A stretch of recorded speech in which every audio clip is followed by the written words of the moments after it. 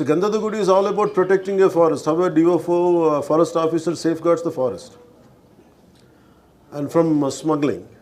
So I was sharing with my colleagues the other day in Aranya Bhavan. I was sharing how the culture transformed. A hero was around 40 years back. He is someone who safeguards the forest. And now the hero is someone who cuts away the forest and who is a smuggler. This we can understand.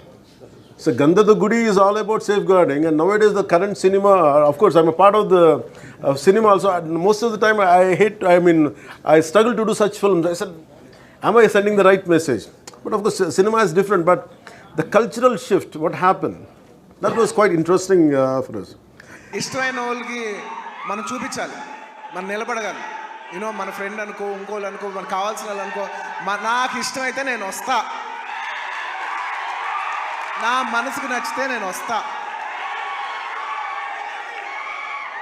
అది మీ అందరూ తెలిసిందే.